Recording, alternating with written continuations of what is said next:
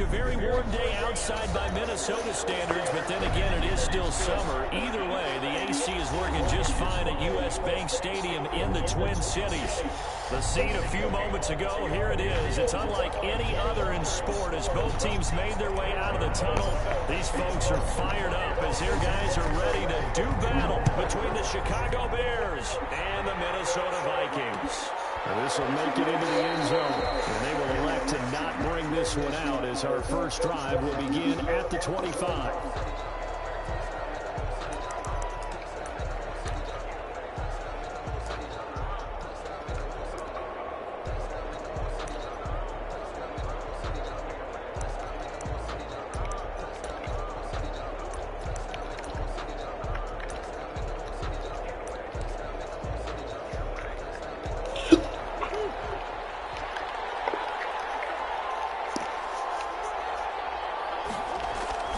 First down, Murray. And a quick throw here, that's complete. And he takes us beyond the 35 before going out of bounds. 13 yards on the game's opening play. And this was a nice example of an offensive coordinator scheming his guy open. Just a little underneath route, just trying to free up some space. And it worked awfully well. Got him not just space, but plenty of room to run after the catch to pick up really nice yardage. Nowhere to go that time. He maybe got a yard up to the 40. No doubt about it. A really nice job there by the defense, not allowing him to get to the perimeter. But that means your defensive ends, your outside linebackers, the guys that you pay big money to sack the quarterback, they also have to have interest in the running game as well. And they did a nice job there of holding the point of attack and not giving ground. And that is incomplete. A lot of force bearing down on him there. He could not hang on. It's third down. Normally being a big-bodied receiver plays to their advantage downfield. Go up and make the catch, take the hit, and pick up yardage. But in this case, the hit was timed really well and popped it free from his grasp. After an incomplete pass on second down, that'll leave him trying to convert on 3rd and 9. Out of the gun, here's Murray. And that is incomplete. The safety, Keanu Neal, there to knock that one free. Has to be a little bit of frustration there. Back-to-back incompletions. Receivers blanketed on both attempts, this time on 3rd down. And here now the punter, Martin, booming this one away. 43-yard punt, but they get 9 back on the return. And the Vikings will take over here, 1st and 10. At their own 23-yard line.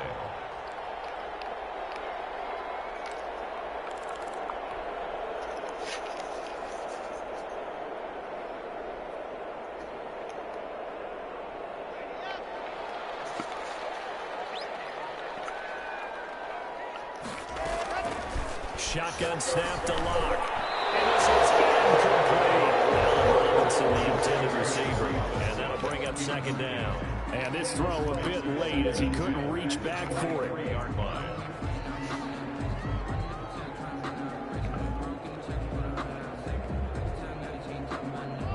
Once again, they'll go from the 23-yard line on 2nd and 10.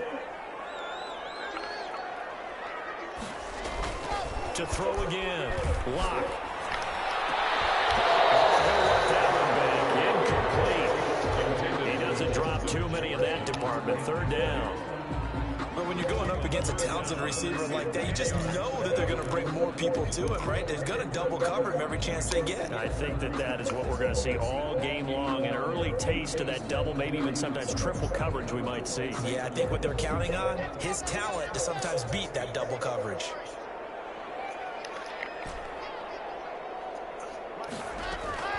Throwing his Lock on 3rd down. Got an open man, finding Jefferson. And he will have the Vikings 1st down as they're able to get the 3rd down conversion.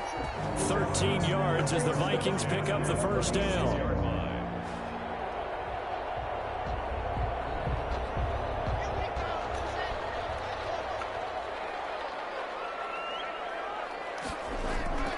Now Lock again.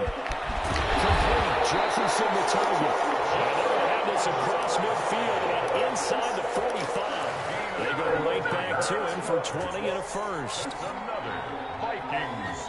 So into Bear territory now. This is 1st and 10 at the 44-yard line. Block off of play action. That'll be complete to Cook. And he gets us inside the 35-yard line. Another nice gain. That's now 30 yards between those last two plays. Nice little nifty play for him there. Yeah, that's the ability to read a defense and utilize players that don't often get picked up in coverage easily. And I'm talking about being able to use the backside of the backfield. Because I know that when I used to cover, hey, we get everybody cover. Oh, he just snuck out there, and he's got a nice first down there. What do we love to say? Get those backs into space, right? They were able to do that there. Nice pickup on first down. Another nice gain, 16 yards there, and a first down again. 1st and 10 at the 18-yard line.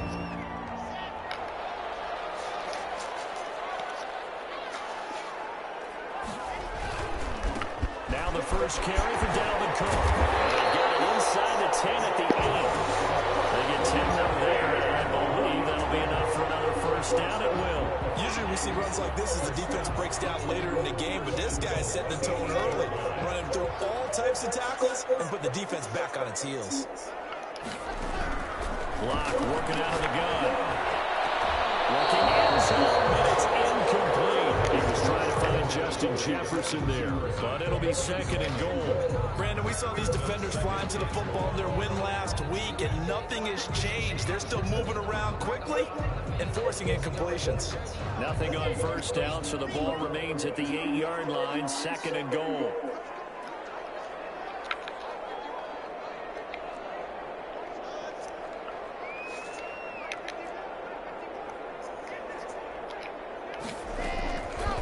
From the gun, it's Locke. And he's going to go down. Sacked back at the 13-yard line. Below Nichols. In there to get him. It's a loss of 5. This offensive line has struggled. In fact, when we sat down with the coach, he said it's been in tatters lately. They allowed 6 sacks in their last game. Just gave up another one right there. In tatters, so it sounds a little bit like this right now. Exactly. It's like that paper being ripped. And right now, they've got to find a way to get it back together. Lock now on 3rd and goal. Flushed out right. Now he wants the football to tackle. This is picked up.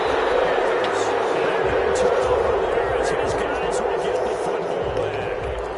I know that taking care of the football is something that's drummed into every guy who plays this position, no matter what, whether he's running it, in the pocket, out of the pocket. But it's almost surprising to me that there aren't more fumbles by that position because of the way that they get attacked on each and every play. Now, we had the fumble last week. Now, here's 2 weeks of that. He's taken down. Back at his own 7. Daniil Hunter, what a season he continues to have. His 15th sack of the campaign.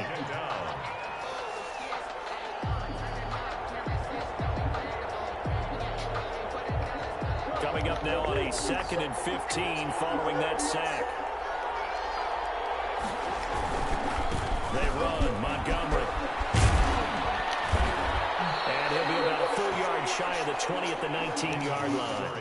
They get 11 back on that one. It leads to 3rd down. That's a really nice job by them picking up the run blitz and detecting it and blocking it and turning it into a nice run. And a lot of times you think if you blitz a running play, you're going to smother it. But a lot of the blitzers, they come in a little bit high. They don't have great leverage, and they're easily blocked and turned to the side.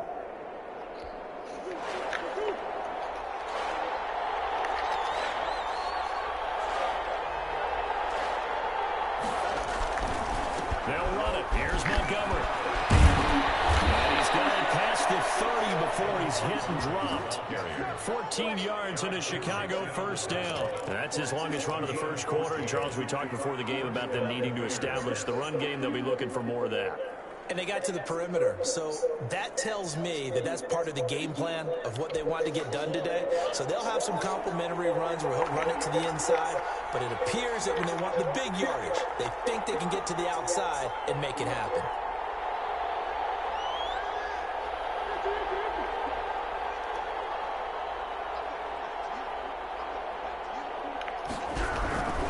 First down, here's the run with Montgomery. And he Slips up past the 45 before being tackled.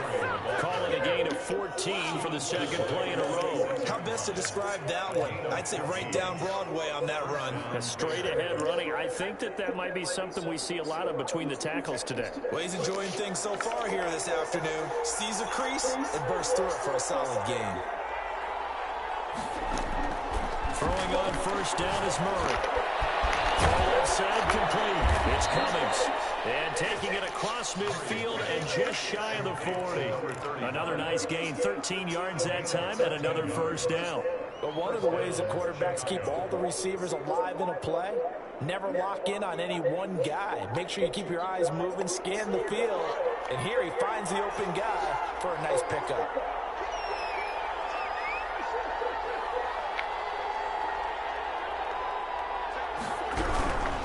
They'll run on first down.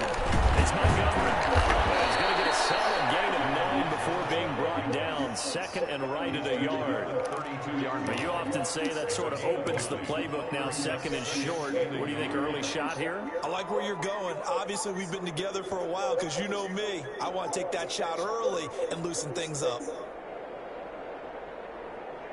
The previous run, good for 9. Here's second and a yard.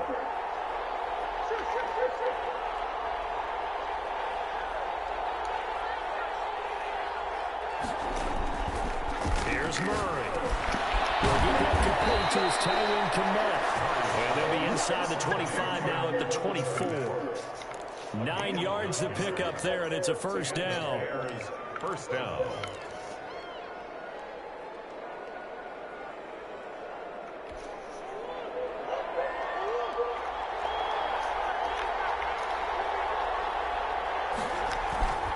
Here's Murray as he sets to throw it.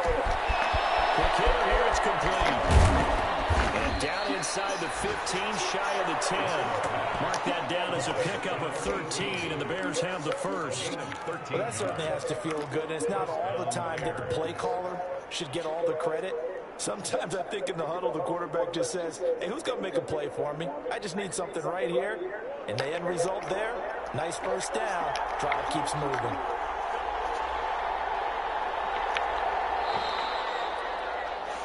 No score after one on EA Sports.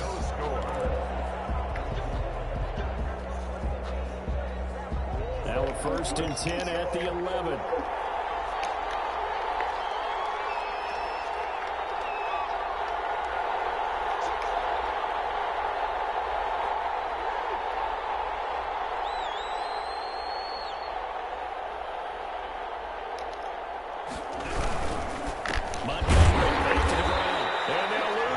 Here. They go backwards to the 13-yard line. 2 yards the loss, second and 12. Defensively, he has been a presence in their backfield in the first half.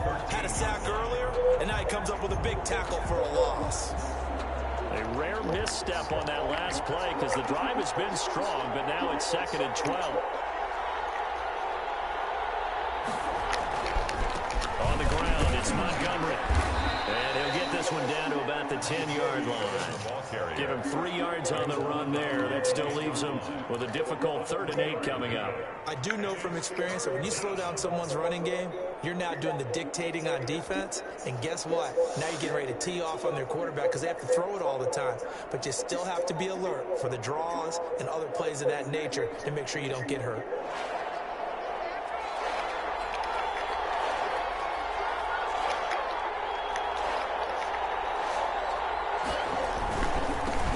Down they go, Montgomery. He won't be close to a first down as he runs into a wall right around the line of scrimmage. Call it no gain there, and it leads to a 4th down. Cairo Santos on for the field goal. A 26-yard attempt. Santos' kick is up and through, and it's 3-0. The Bears hit the scoreboard first. So a dozen plays on that drive, CD, but in the end, it yields just the 3 points. Well, they were able to keep the defense on the field for a long time, but let's be honest about it. That was about as unsatisfying a drive as you're going to get. 12 plays, and you only get 3 points out of it. Not quite the ending they were looking for. And he'll be dropped at the 21-yard line. So bringing it out of the end zone proves not a good decision. Loses him about 4 yards. At their own 21-yard line.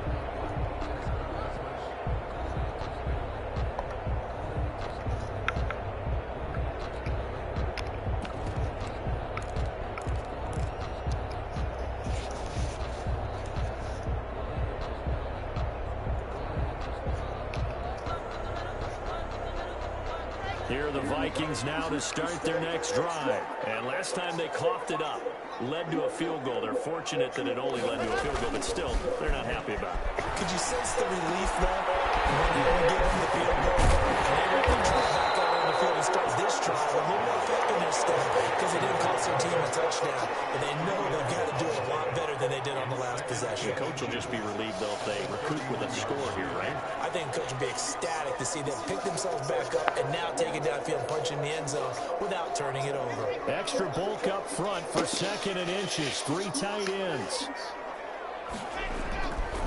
To throw it is Locke. This one brought in by Jefferson. And he'll get it out near the 40 to the 39. That one a first down pickup of 8. When you're playing a quarterback with some experience and some moxie, you enter the danger zone when you decide to blitz him, because if he's able to diagnose as he did on that play, he can hurt you downfield. He reads defenses so well, doesn't he? He really does, and the best part about that play for him, I don't think that was his primary target. I don't think so either. I think he had the read, figured out where the blitz was coming from, and went to a secondary target for a really nice gain. Looking for more there on first down, but this throw downfield incomplete. Well, I think that was good strategy there, trying to go right back to him after the last completion. But this time, the defense was all over it, and they got there to break that one up.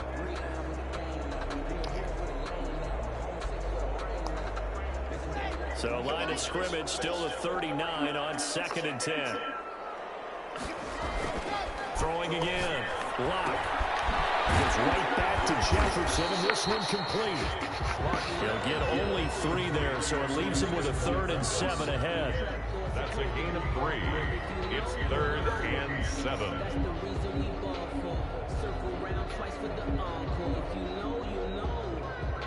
The last catch did get 3, but they're still left needing 7 yards on 3rd down. Again, it's Locke. And he will have the Vikings first down as they're able to get the 3rd down conversion. Give them 22 there on the 3rd down conversion. 6-yard line.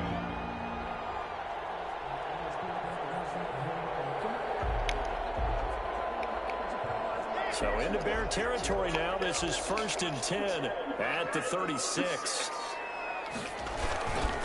On the carry, it's Cook.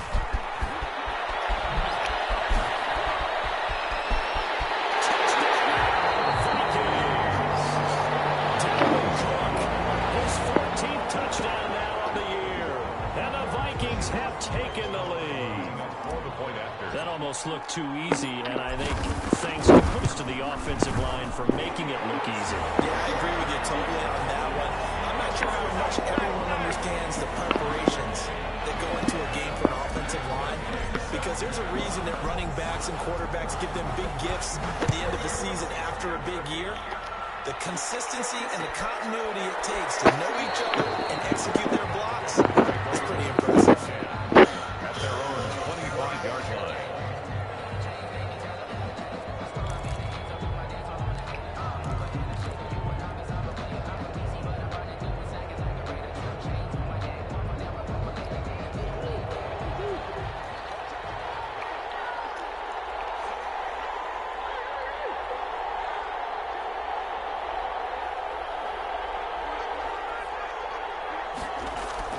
Murray now on first down. Firing quickly here, and it's complete. Now his football. The ball comes out, and the Vikings pick up the football. And his guys are going to take over at the 34-yard line. A lot of talk talk this week about ball security. In fact, they added an extra period in practice to be more secure with the ball. It didn't work out there. Well, sometimes you just get overexcited during the game. You may all of a sudden make your catch, see some open field, and decide you're going for it, and not realizing the danger lurks while you're doing so. And there's your end result right there.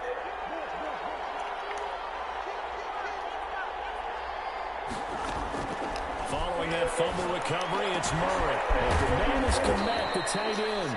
And he'll be brought down shy of the 40 at the 38-yard line. 6 yards the pickup, and that's a first down. That was a route run, not just with dexterity, but with intelligence. Found the hole in the zone, made sure the quarterback saw him, and was able to make the sure catch and flip the down marker back to 1. So here's a 1st and 10 at the 38. Now Montgomery. And he gets this one to midfield before he's brought down.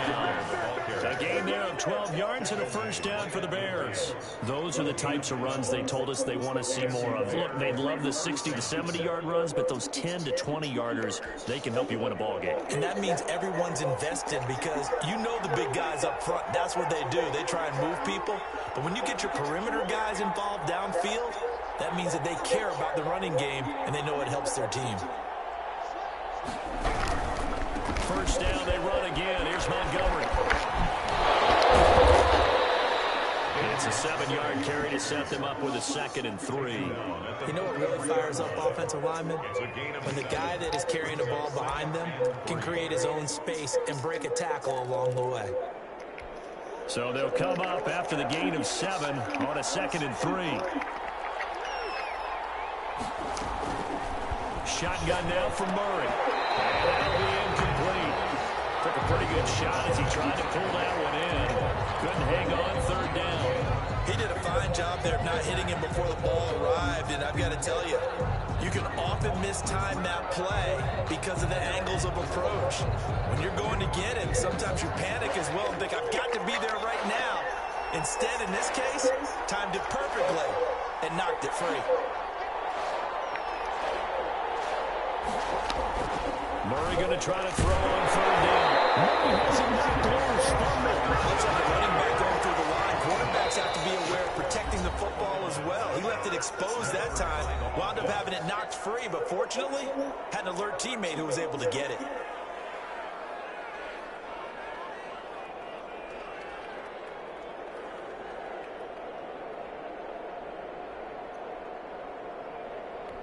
Here's Sam Martin now as he'll kick it away for the 2nd time.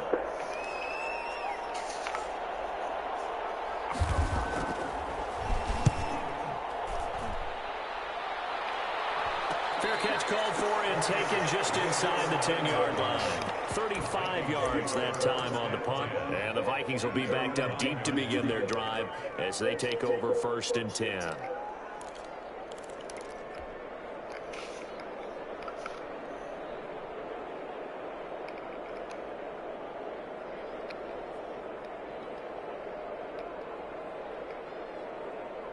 The Minnesota offense about ready to get this next drive underway. And that last touchdown drive they had very balanced. How key is that balance? It's huge because most of the time when we talk about balance is run, pass, almost 50-50. But most of the times when you talk to offensive coaches, they say balance is we do what we want when we want to. And that means that they're ahead of the defense, keeping them on their heels. Now they imposed their will on that last drive.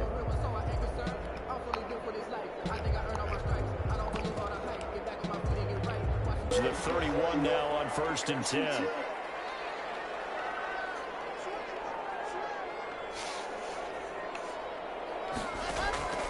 From the gun, Lock to the right side and complete to Jefferson.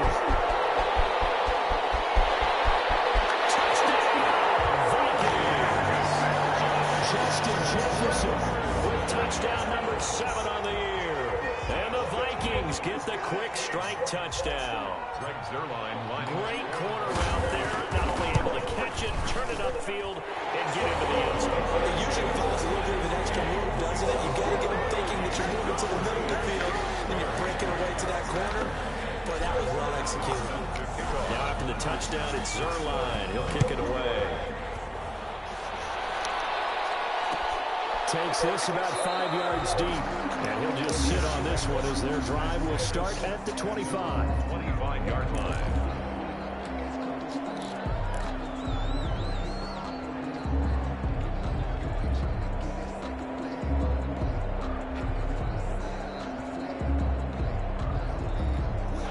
The Bears offense ready to go for their next drive. And down on the scoreboard, certainly needing to avoid what happened on the last drive, punting the football.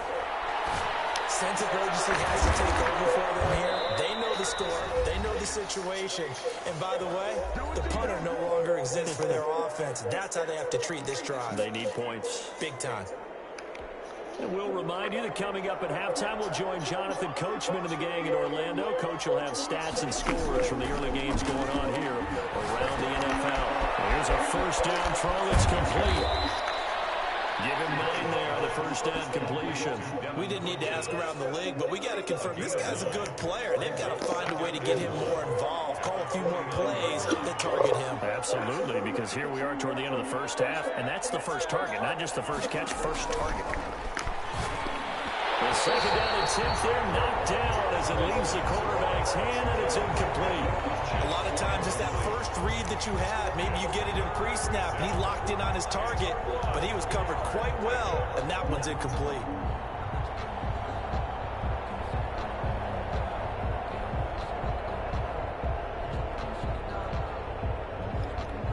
They tried to throw on second down, unsuccessful. Now it's 3rd and 1.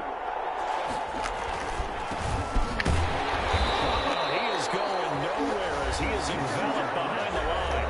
The Vikings going to signal for the first of their timeouts as they'll head to the sideline and talk over what to do next.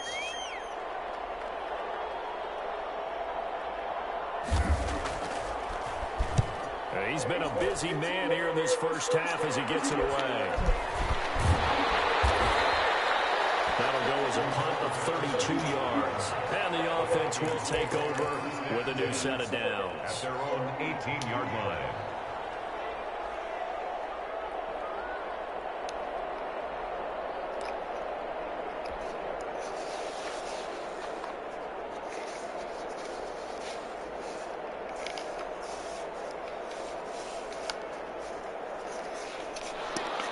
Vikings now to start their next drive. And last time the formula was pretty simple. One play drive, long pass. That maybe they just want to do that again, right? And that's exactly how you draw things up. Whether it's on your grease board, right, in your playbook, one play drive is exactly what you want on offense. But they have to be careful of is not having a letdown. It was fairly easy last time. They can't expect that going forward. Yeah, we'll see if it's that easy here. They'll wind up getting 9 after tucking it and running, so it'll leave them with 2nd and a yard. 38-yard line. Throwing again on second down. Middle of the field to Jefferson. And the Vikings will use the second of their timeouts as they stop it with 28 seconds to go in the first half of play. 10 at the 44-yard line.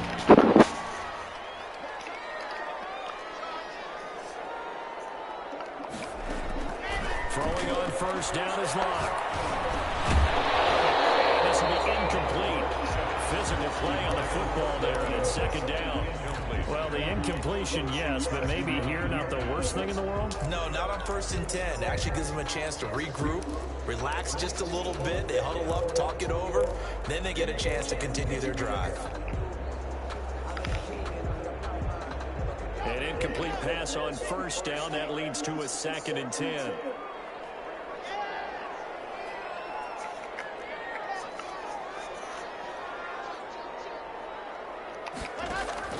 To throw again. Locke. This one incomplete. Too much contact to hold on to that one, and it's 3rd down. But he kind of forced that one there, didn't he? It's almost like he predetermined where he was going to go with the football. Yeah, he wasn't really going through progressions. He wanted to go to his top guy. You do that against this defense, they'll make you pay, won't they? Yeah, they certainly will. They react very quickly to the thrown football. On 3rd down, Locke. They're going for Jefferson downfield. And it's going to wind up incomplete. However, we do have a flag down. check in with our referee. Thought they were going to force a fourth down. Instead, PI gives them the first. And that's frustrating because you think you've taken them really deep into the count, haven't you? Instead, you've got to start all over. That can really, really be demoralizing. Again, they'll throw with Locke. And he can't get rid of it. It's taken down. Now we're signaling a timeout call, as it comes with 9 seconds to go in this first half of play. At the Bears' 16-yard line. First down, a bit of a disaster, and now on 2nd and goal, back even further. Here's Locke. And he will score. Touchdown, Vikings. Allen Robinson in the final seconds of the first half. And the Vikings are going to add on to their lead.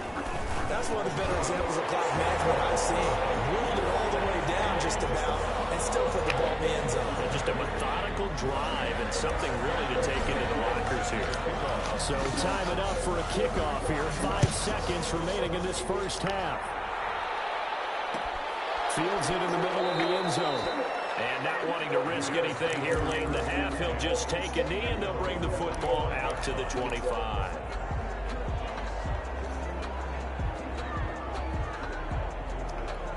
Likely time for one final snap as they start out 1st and 10.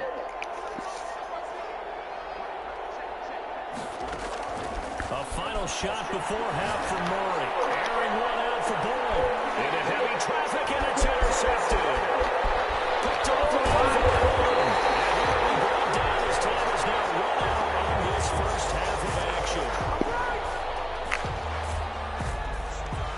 So we reach halftime in what's been a fairly one-sided game so far. As we'll send you down to Orlando, we check in with Jonathan Coachman for our EA Sports Halftime Report. Coach. Sanchez set to kick off.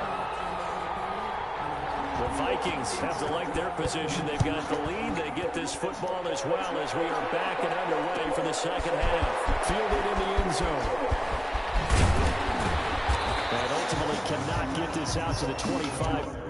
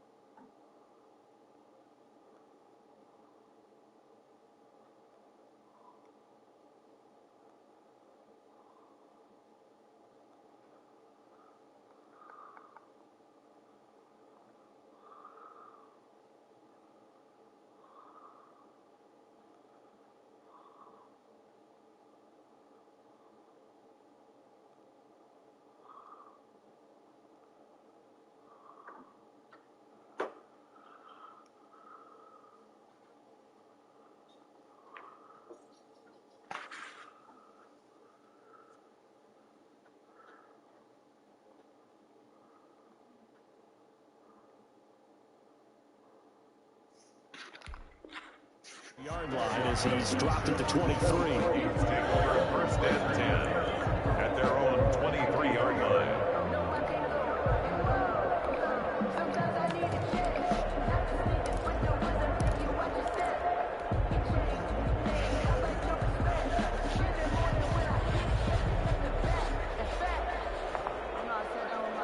The Minnesota offense about ready to get this next drive underway. And that last touchdown drive, a good mix of pass and run. Defensively, they just looked a little out of whack.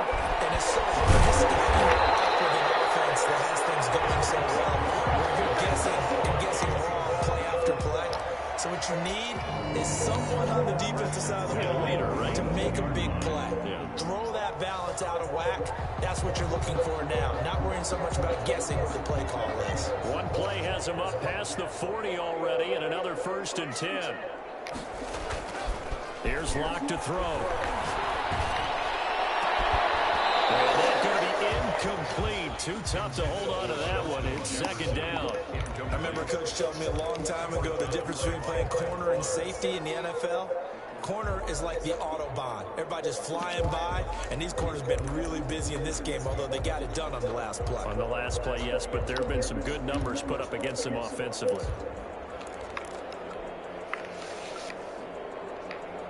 Ball on the 42 as they come up 2nd and 10.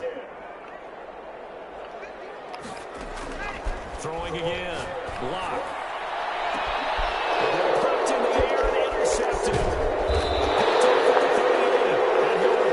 Just shy of midfield to the 49. So pretty much everything went their way offensively in the first half, but now an interception on the opening drive of the 3rd quarter. As we know, the key to everything here, don't get careless with the football. The problem is you've got to stay aggressive as well. So where's the line between being aggressive and attacking and being overly aggressive? I think they just crossed it on that one. Here's a good way to kick off a drive, complete over the middle. And he gets this inside the 35-yard line. The drive starting play, a good one. Give him 19. From the 32 now, here's 1st and 10.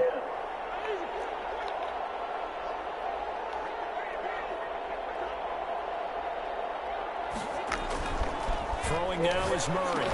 He'll get the 1st down and more inside the 20. And down to the 19-yard line.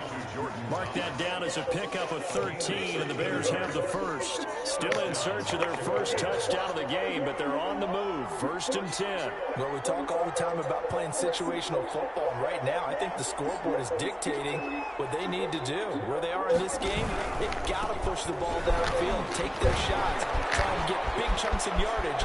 And he is in. Touchdown, Chicago. David Montgomery with touchdown number 8 on the year. And the Bears turn that interception into a touchdown. That's the score you felt they had to have here in the 3rd quarter to get back in this game. And you know that there was an emphasis on their side. Hey, we know this. We know where we are. But sometimes that binds you up so much that you try too hard, you don't get the score. A perfect combination of urgency, yet relaxed enough to get it done. Now after the touchdown, here's Santos to kick this one away. Taken about 7 yards deep, and Patterson will not return it. It comes out to the 25. 25-yard line.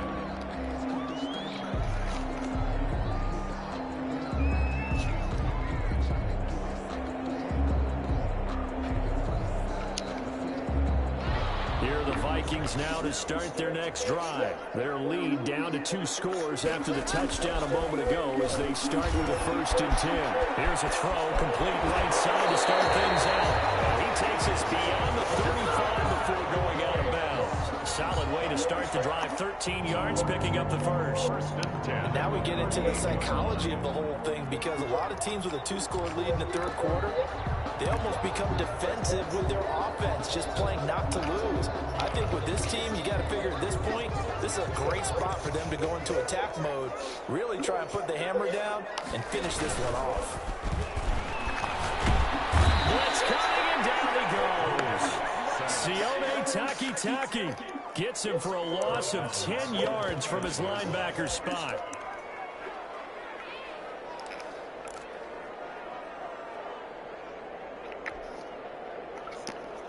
So now 20 yards to go on second down after the sack. Work to be done.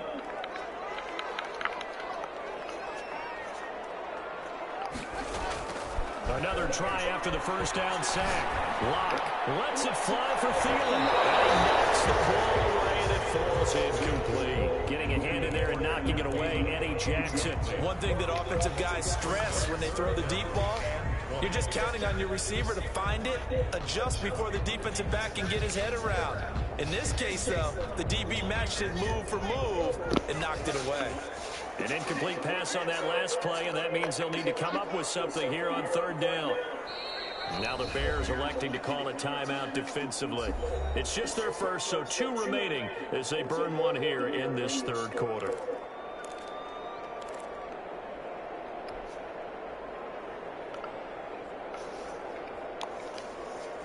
And it looks like we've got a dime set here defensively. 6 DBs in the game. Shotgun snap to Locke. They're going for Jefferson downfield. And that will be incomplete. As his old brain remembers, when I see 5 wide receivers on the field as a defender, I know the ball's coming out high.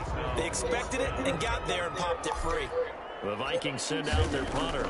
And the way this offense has moved the ball, he hasn't been needed till here in the third. Fielded just inside the 30.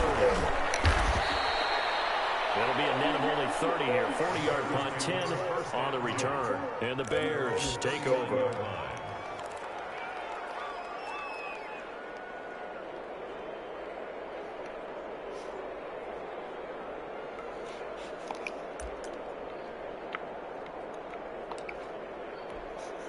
At the line, prepping for their next drive, the Bears offense. I guess they have to feel a little gratified to at least get on the board last time, but still work to do. No doubt about it. I wonder now if they're going to try to increase the urgency a little bit, maybe pump up the pace, maybe go 2-minute. Who knows? Let's see what they decide to do. Pressure coming from the Vikings, and they get there and bring it down. Daniil Hunter, he continues to wreak havoc in the offensive backfield. Sack number 16 on the year.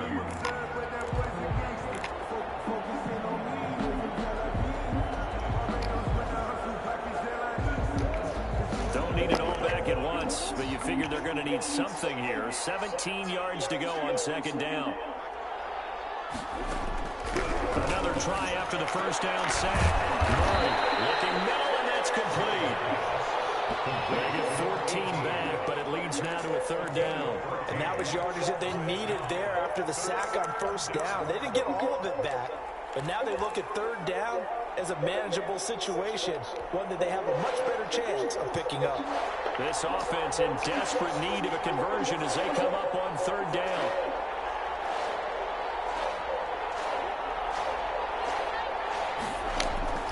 To throw is Murray.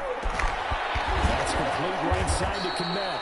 And he will have the Bears first down as they're able to get the third down conversion. Same result as last play, 14 yards and another first down.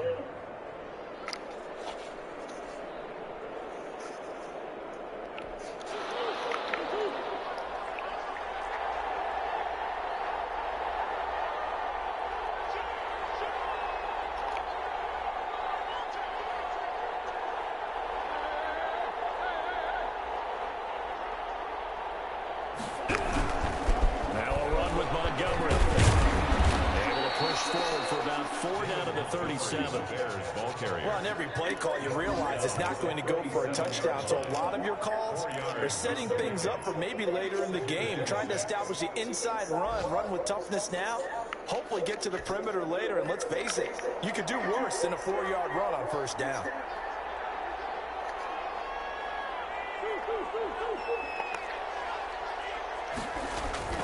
To throw on 2nd and 6.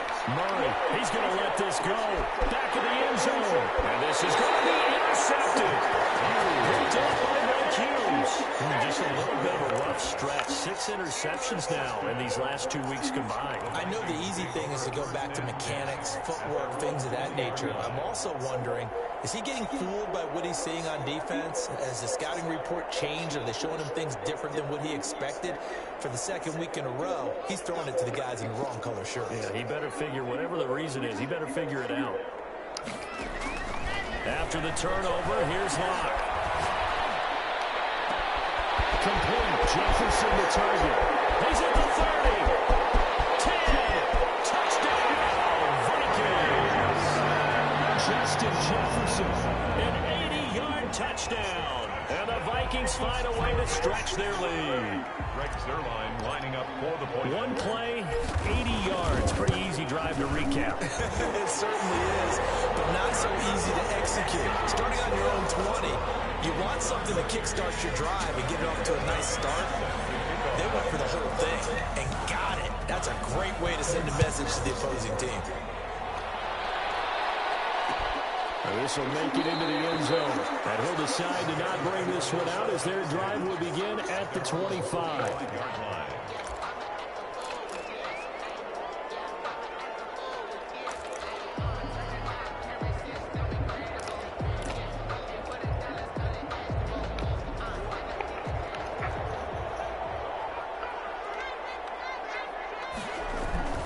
They'll start on the ground with Montgomery. And he is going to be stopped cold behind the line of scrimmage. 2 yards the loss, 2nd and 12. You got to figure the further they fall behind, the more you think that they'll get away from the run. They're trying to stick with it, but the results, they just aren't there. First play of the drive goes the wrong way. Here's 2nd and 12. Again, they'll go ground with Montgomery. They'll wind up getting 10 back as that sets them up for 3rd down. Man, these guys may not win this ball game, but you certainly can't fault the effort of this man here today. He's been a real thorn in their sides all afternoon. And that last carry puts him over the 100-yard mark. This offense in desperate need of a conversion as they come up on 3rd down. Out of the gun, here's Murray. He'll get that complete to his tight end, Kmet. And he will have the Bears first down as they're able to get the 3rd down conversion. Well, they were in search of a short gain on 3rd down, and they wind up nabbing over 20 yards. From Viking territory now, they'll come up 1st and 10 at the 45-yard line. From the gun, Murray. Quick throw here, that's complete. And he'll be brought down, it looks like right at the 40. They'll contain him to just 4. 2nd down. They like going to him in the slot. He catches another one. I think this comes under the heading of until they stop him, why not go back to him? He has something going really well. Great working relationship with the guy throwing the ball, and they keep making the connection. 4 yards on that last completion, so that sets up 2nd and 6. Here's Murray. And he's got it. Got his man on the end route. Complete. And this is going to turn into another first down as the tackle is made at the Vikings' 22-yard line. 18 yards on that one, and Chicago has the first.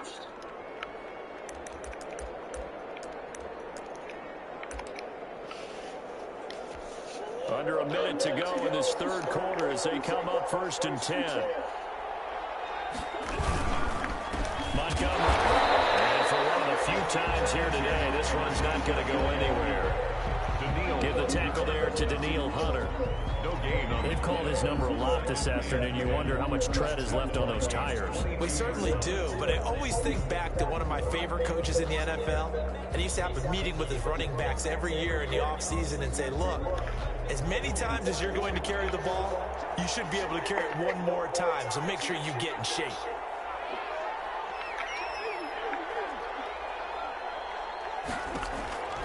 Looking to throw on 2nd down. Murray.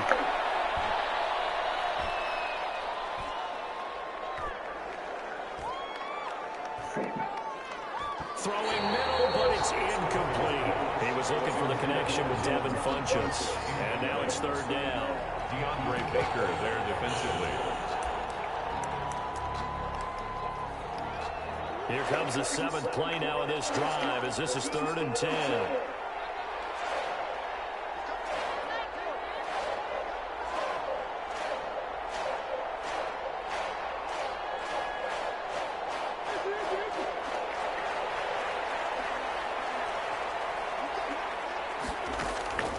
Operating from the gun. Murray, this Minnesota D up to the task on the third down pass play. So out comes a field goal team now for the second time here today. He connected on his first. This time it's 39 yards away.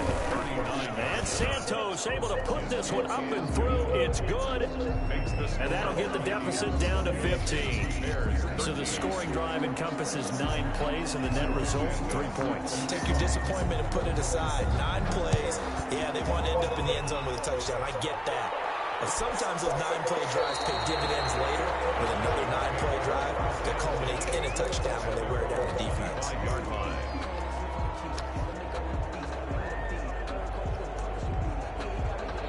The Minnesota offense about ready to get this next drive underway. And following that long touchdown pass, a 1-1 drive last time, see if the defense, you know they're ready. They don't want that to happen again. I thought they would have been ready the last time. I mean, that's what you work on. Make sure that no one gets behind you. That's the cardinal sin of defense, not giving up the long pass. They did. Let's see how they adjust.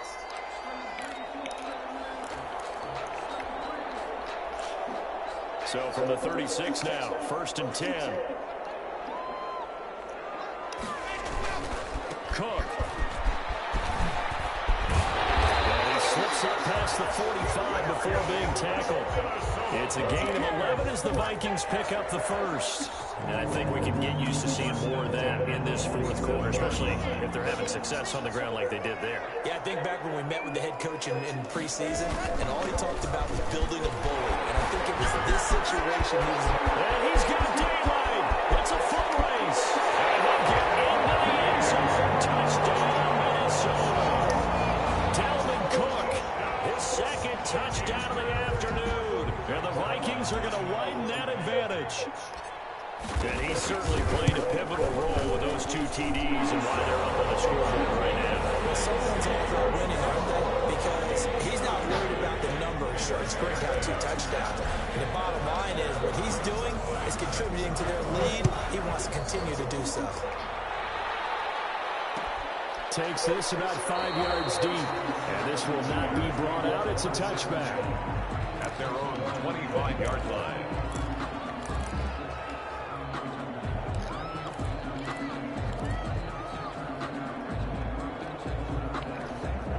The Bears offense ready to go for their next drive. We certainly had a sense coming in here that these guys were in for a tough one on the road. That has been how this ball game has played out. They trail big as we continue on now here in this fourth quarter. They're going to get 9 here on 1st down as he gets this one up to the 34-yard line. First play of the drive, let's give credit all around. Excellent blocking, but the guy carrying the ball, he was the finisher. A really nice run.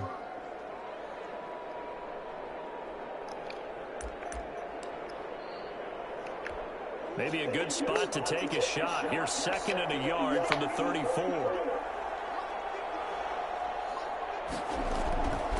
Here's Murray.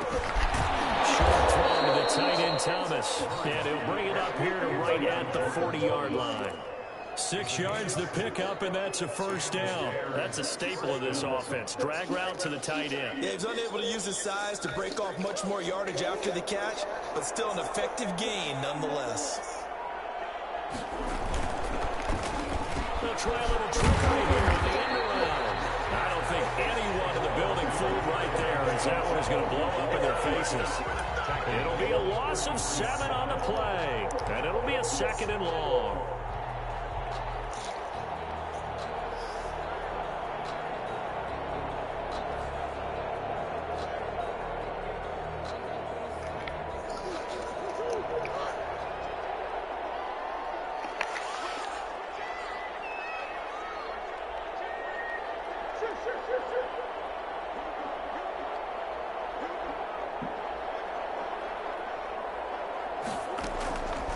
From the gun, Murray.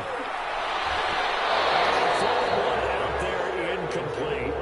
That incompletion is not a surprise with the way that this one has gone, and the frustration of body language is evident everywhere. This team, they've really been put through the ringer in this one.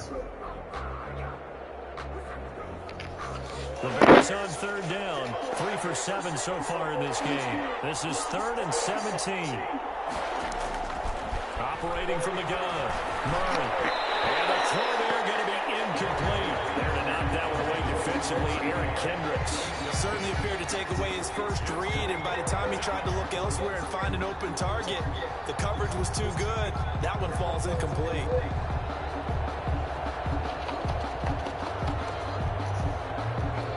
Here's Sam Martin now, as he'll punt it away for the 4th time today.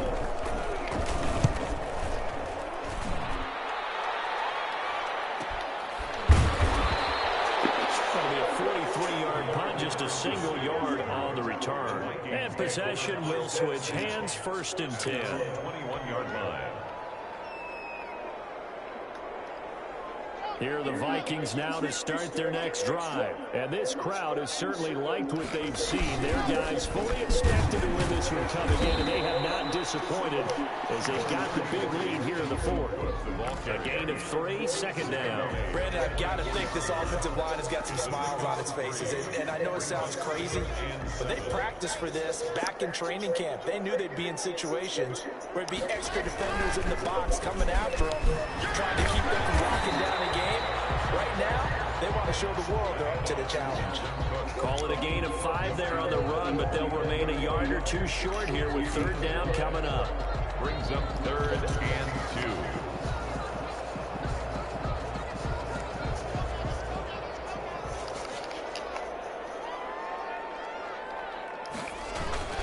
They'll run it. Here's Cook. And he's going to get to the 31, enough for the 1st down. It'll be a pickup of just 2, and it'll give them a fresh set of downs. 1st and 10 at the 31. Line of scrimmage, the 31 now on 1st and 10. A 10th carry in the game for Cook. This will be a Vikings 1st down as he'll get this out to about the 42. And carries like that, that's how they're going to continue to salt this thing away here, Charles, in the 4th quarter. Yeah, how about that? A new set of downs. Clock continues to move. No better way to close out a game than to tap those mastodons you have up front and say, guys, keep pounding them. Let's keep the ball, keep their offense on the sidelines, and let's close this one out. 1st down, here's the run with Cook. And able to work about 5 yards out of this as he's taken down up near the 47. This drive is pretty clear. Almost feels like old school fundamentals, doesn't it? Want to impose their will on the defense. Was that 5 straight runs? Yeah, 5 straight carries to start this drive, and like you said, the way it's working, they may just stick with it. On 2nd down, it's Cook. And he'll take it down shy of the 45 at the 46. 7 yards there and a 1st down. No doubt those are the types of carries they're looking for here, Charles. We're leading the 4th quarter. This is when coaches that have a reliable running game, they breathe a little easier on the sideline. Yeah, they love the idea that they can take the air out of the football at this point of the game. That means they're really counting on that offensive line, counting on the runners, taking care of the football. Because you're going to tell your quarterback, hey, no time to be a hero. We're not going to throw it here. Just eat up that clock. And if you have the ball, they can't score. Brings up 2nd and 3. A good run got 7 on 1st. Here's 2nd and 3. They'll try and run some clock here as they keep it on the ground. And he's taken down inside the 30. It's a 1st down on a gain of 10. Well, that's a carry they have to be satisfied with. And throughout this game, they've been satisfied with what he's given them. Whenever they've needed a big run, a 1st down, he's the guy they've turned to. And it doesn't matter what the defense thinks. They've got the confidence to keep handing it to him and keep picking up good yardage. They're going to snuff this play out behind the line. We have not seen that much today. On this day, the ground has been his, but at least on that individual play, we just saw the defense finally with a win. Yeah, they finally got one, and that's a win for them, but all game long, he's seen the holes, and they've been huge for him. Kind of like the baseball hitter in the zone. The ball seems bigger, and he's just whacking it. These guys, they've got it going today.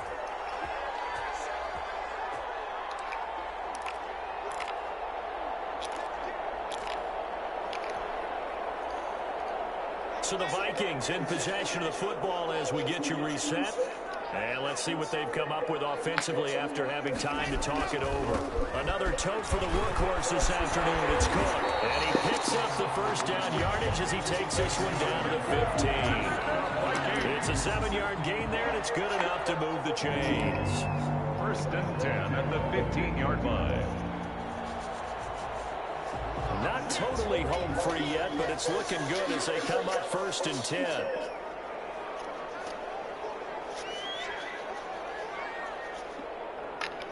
The defense can stop it twice more as they take a knee here. Well, they've had success on the ground on this drive, and that makes the defense more likely to overcommit to stop the run as they did on that play. But keep in mind, it makes them susceptible to play-action passes as well.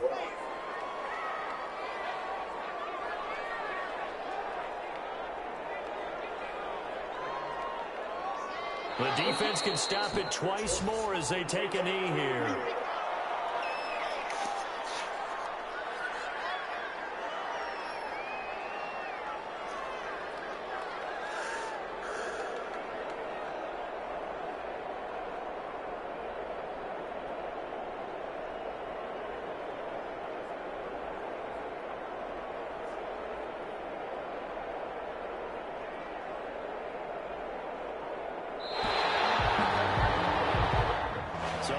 Seconds have ticked away in this Minnesota victory. And when you break it down, this was just a thoroughly dominating performance. And I truly thought that we'd have a tight game coming into this.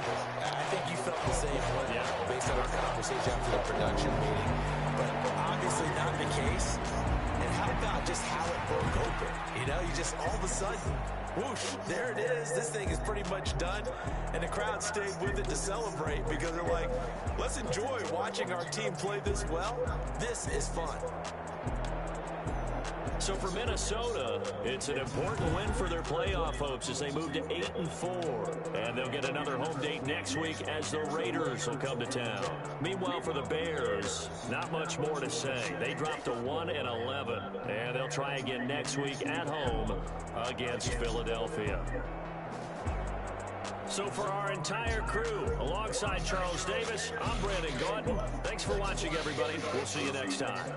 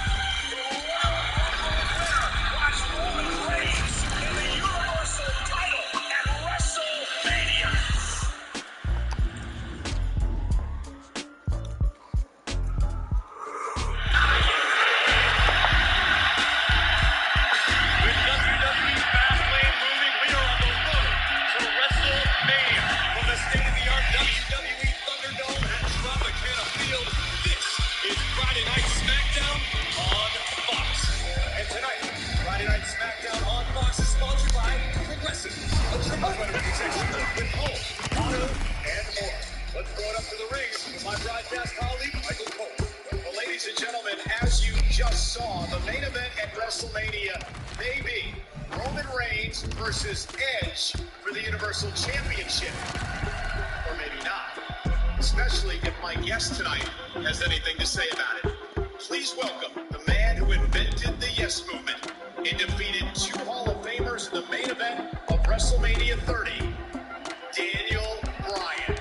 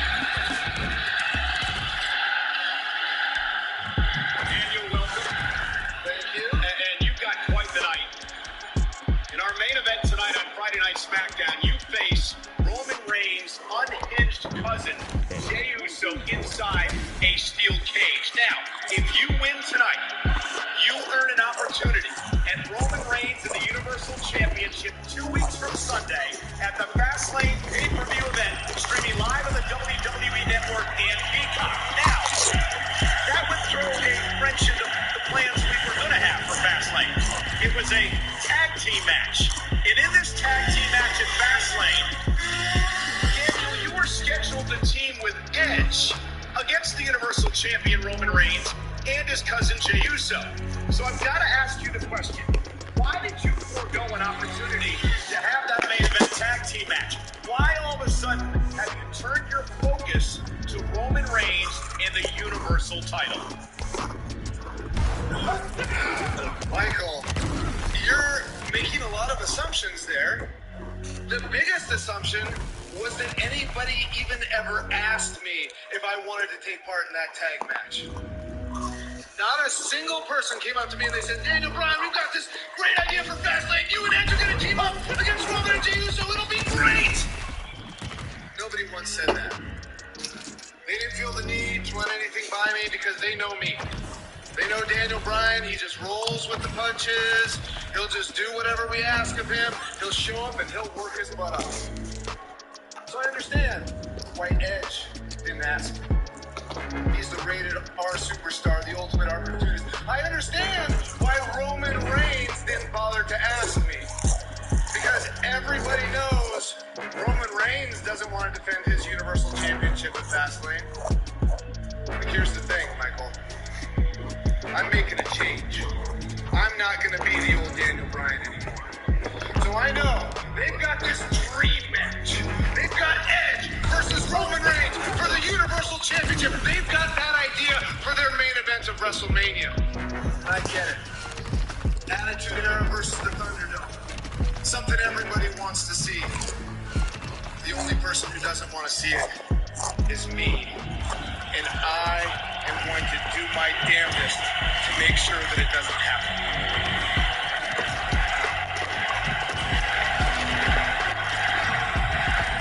So, Michael Cole, if you'll excuse me, I can take it from here.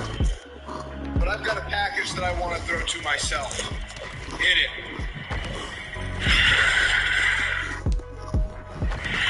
Daniel Bryan will start the Elimination Chamber match. The winner of this match will face Roman Reigns for the Universal Championship.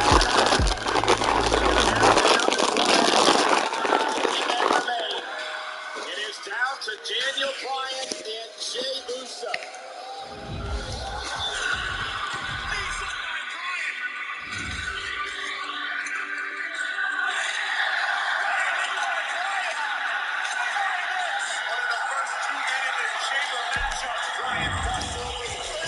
In the chamber, outlasting 5 other men.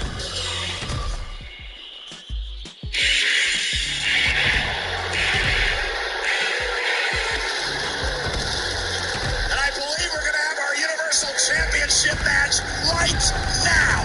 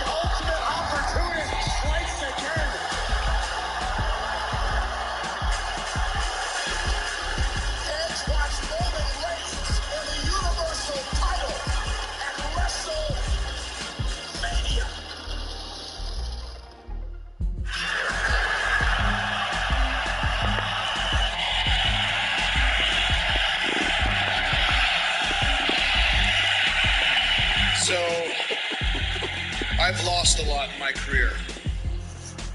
I've gotten beat up a lot in my career. So you'd think after winning my third Elimination Chamber match, winning the Elimination Chamber for the third time, and then fighting valiantly as I could against Roman Reigns, you'd think it wouldn't be such a big deal. But when I rolled to the floor, and Edge rolled into the ring, and he speared Roman Reigns and pointed at the WrestleMania sign, never in my life have I felt like such a failure.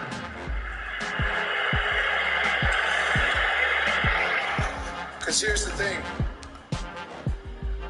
A lot of people don't know this about me, but I don't have a ton of ambition. That's what they say. WWE did these personality tests years ago where they tested a bunch of different superstars on their personalities, and the lady called me in and she said, Daniel Bryan, this is the lowest ambition score I had ever seen. How is it possible that you are successful? I don't know. The only answer I could give her is because I love this. And if you love what you do, you never work a day in your life. And I don't feel like I've ever had to work a day in the last 21 years. And it rings true a little bit because for the last year, I've had in the back of my head, I'm going to step more into being a full-time dad and less of a full-time wrestler. So I've decided to put myself on the back burner for the last year, put other talent first. When there was an opportunity, I said, hey, maybe this guy deserves it. He's our future, not me. So when I rolled to the floor and Edge pointed at the WrestleMania sign and I felt like an absolute failure, it's because I've failed myself. Because I put myself on the back burner. And only then, in that moment, did I realize that I had a lot more ambition than that personality test could ever show. Because as I sat there, I looked up at the WrestleMania sign, and I knew that I should be in the main event of WrestleMania. Not Edge, not Roman, me. And do you know why? Do you know why I got upset that those two men were in the main event of WrestleMania? Is because I love this. And do you know how you can tell that I love this? Because in the last 3 months, in the last 3 weeks, I've wrestled more matches than Roman and Edge have in the last 3 months. Between the two of them, they've wrestled 3 matches this year. I come out here every single week, and I wrestle every single night that I can because I love what I do. And then I realized that by putting myself on the back burner, I did a disservice to myself because I know what I can be. And what I can be is the absolute best. So tonight, I step in a steel cage with Jey Uso. And if I beat him, I get a chance to go on to face Roman Reigns for the Universal Championship at Fastlane. And that is the only way, by beating Roman Reigns at Fastlane for the Universal Championship, that is the only way I will main event WrestleMania. And this could be my last chance.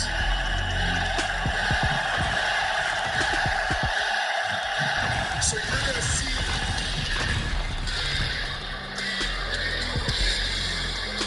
the man who stands in Daniel Bryan's way and main eventing WrestleMania is here. He is the Universal Champion. He is the head of the table. He is Roman Reigns. Flanked, of course, by his cousin, Jey Uso, on his right, Paul Heyman, the special counsel on his left. Jey Uso, of course, Corey, as we talked it out throughout the night, will face Daniel Bryan inside a steel cage in our main event. Jey Uso relishes the opportunity to represent the family, to represent the bloodline, to fight on behalf of the head of the table. Roman Reigns is apparently good enough. He's out here to come face to face with Daniel Bryan live on SmackDown. Condos.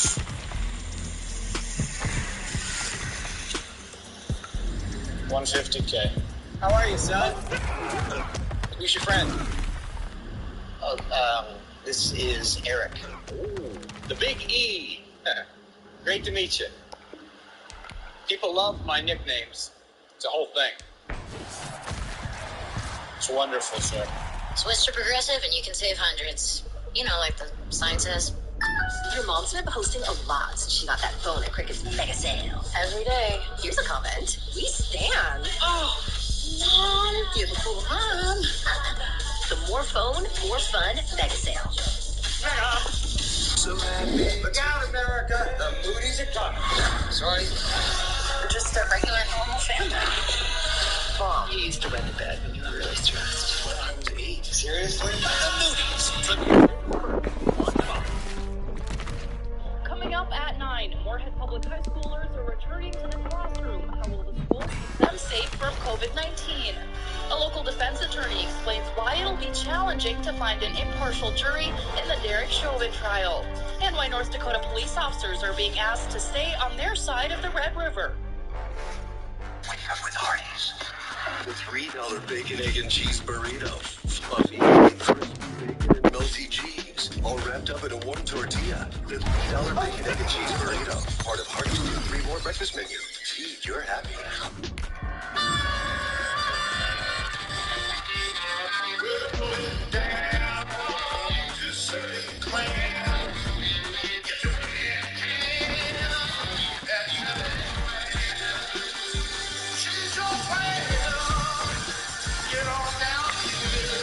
Triple your eyes and triple the excitement.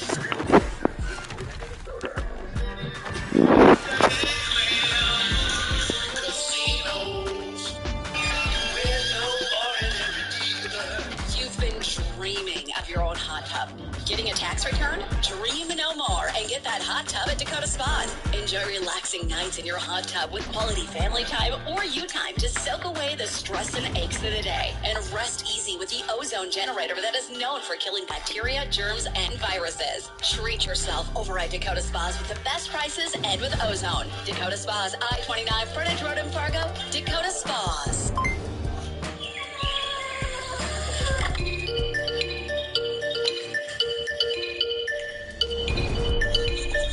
From sunup to sundown, Sparklight provides you with gig speeds over our fast and reliable fiber-rich network. Powering all your family's devices throughout the day. And with wall-to-wall Wi-Fi coverage guaranteed. Even from home, you can live life gig speed.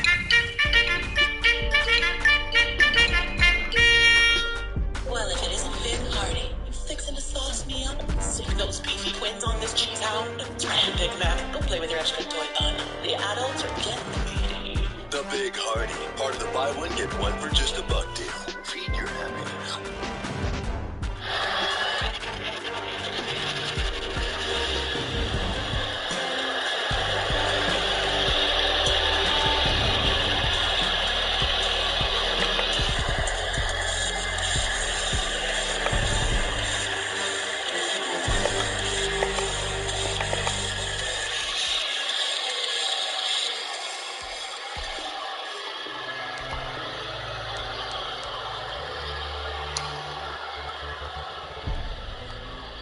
Looking at the same guy.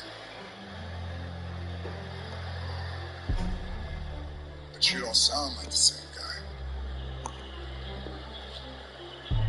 The way you're talking is confusing, and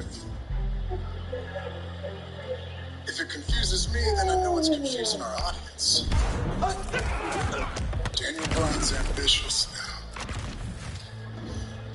He's driven. No. You're our underdog. You're our little guy. You're a lotto winner. You're the guy who waits on the opportunity, and sometimes it works out. You're not ambitious. Men like me, and there's not many, we're ambitious. You see, since I was a little boy, I've been driven. If I want it, I take it. And then you're also out here talking about how you love this business. I love wrestling. You don't love this. You need it. You have nothing else. You need this. That's not love. Love is not based off of needs. Love is based off of service. What you will do for others. That's love. Take me, for example. I love this. I love this business. I don't need it. I do it because everybody needs me. SmackDown needs me. The roster needs me. The crew need me. That cameraman right there, he needs me. Paul needs me. Jay needs me. You need me. After Jay whoops your ass tonight, you're going to understand the facts. You're going to understand it. You're going to know in your heart that you need me. And once you know that,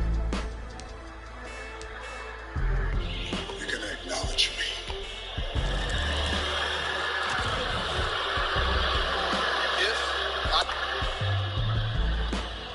Don't worry about the Universal Championship, Moose. This is close. You're going to get to it. You got to go through me first, and it ain't going to happen. You called for this cage match to keep Roman away from you. You ain't lock him out. You lock me in. Dixon. The road to WrestleMania. Dixon. And tonight, and now I got to get you. Be careful. Oh, wait. Uso went for a cheap shot yet again, and Daniel Bryan this time was ready. And a statement sent from Daniel Bryan to not only Jey Uso, but the Universal Champion Roman Reigns. Daniel Bryan can need more than ambition tonight to emerge victorious from a steel cage match against main event Jey Uso. Yeah, but Corey, this sounded like a much different Daniel Bryan tonight. A very confident Daniel Bryan, wearing his ambition on his sleeve. Because what an opportunity for Bryan in our main event.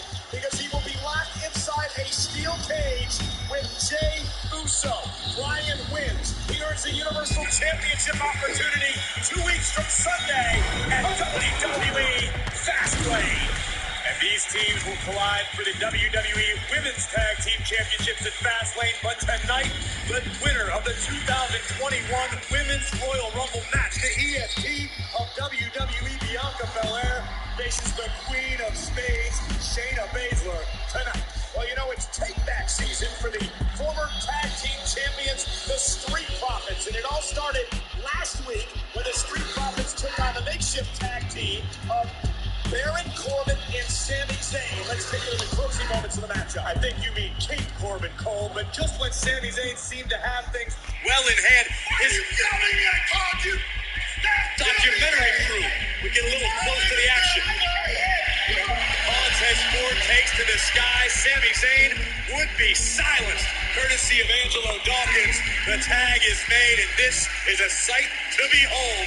Montez Ford nails the splash. The Street Profits one step closer to achieving take-back season. And Sami Zayn's conspiracy theories continue.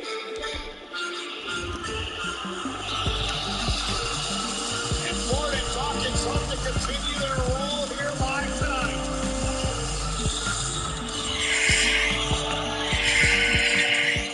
It is party time on Friday Night SmackDown. You bring your solo cups, Cole? Always.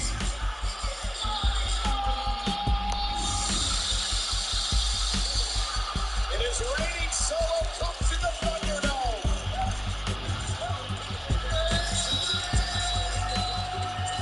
An opportunity after that for Zayn and Corbin. They take on the Street Profits. Tag team action next on SmackDown.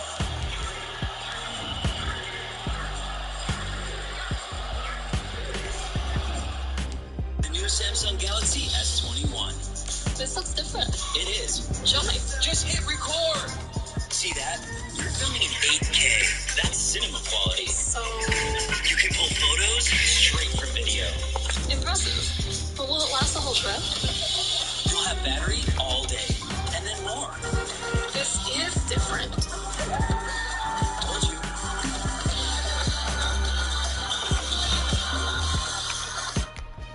I'm Jason Tatum. Check out my Subway sub with delicious turkey and crispy bacon. It'll help you hit shots from anywhere. Unlock like those others. My sub has steak. Wait, what did you say? Steak. Choose better, be better. And now save when you order in the app. Subway, eat fresh. This one's for everyone whose man cave is more of a man corner of a guest room closet. You've compromised enough. Pepsi Zero Sugar. Wow. Oh, wow. That's a low price. What? Ooh, that's a low price. You're so good at low prices. Yeah. Circle back on that later. That's a low price. Damn, you're up. Can you put it? No, low price. Dog life. Low price. What's a low price? I'm coming to With everyday low prices at Amazon, anytime is a good time to save.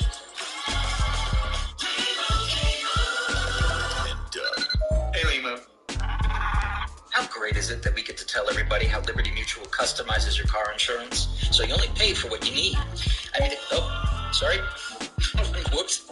Mayor, good evening. Nope. Oh, what? I'm an emu! No, buddy, it's a filter. Only pay for what you need. Liberty, liberty, liberty, liberty. Many plugins are stuck in the past. They release a lot of scent at first, but after a while, you barely know they're working. New Febreze Fade to 5 plug works differently. It's the first plugin with built-in technology to digitally control how much scent is released to smell first day fresh for 50 days. It even tells you when it's ready to be refilled. Upgrade to Febreze Fade to 5 plug. So long, nacho fries. Take some off the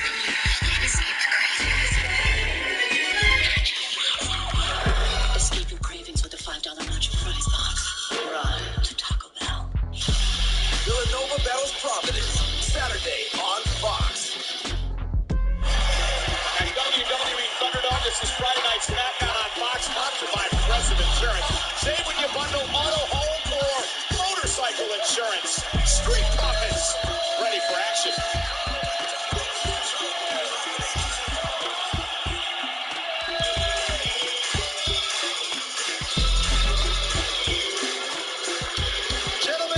Gentlemen, hang on just 1 second. Let's acknowledge something real quick, okay? I'll admit, last week, the two of you did pull off a fluke victory over Sami Zayn and King Corbin. I'll admit that. But tonight, we are going to prove that it was just that, a fluke. You understand? Sammy, enough. Stop. What are you doing? We're not tag partners. We're not teammates. We're teaming. We're not. What are you doing? I don't like you, Sammy, and I refuse to be your tag partner. And seeing what are you doing? We got a tag team singles competitor. Either one of you want a singles match? What are you? Singles match? I mean, Doc's, your schedule is free, right? Oh, yeah. I mean, Bobby Roode and Dolph Ziggler are still dodging us for a tag team title rematch. Right. We got time. Oh, we got a lot of time. We got a lot of time. A lot of time. So if a single match what you want, since we fly like wings, how about you get in the ring and we can do that thing? So that means I got Sammy? Right. Oh, I get to be in this movie? Yes. Hey, yo, first up, I want to say shout out to my boy Jay-Z. Represent this boy. Hang on just a second. What is this, a setup? Are you all in on this? Did you guys talk about this beforehand? Because I didn't agree to any of this. I agreed to a tag team competition. You can't spring this on me at the last second. That's not how this works. So the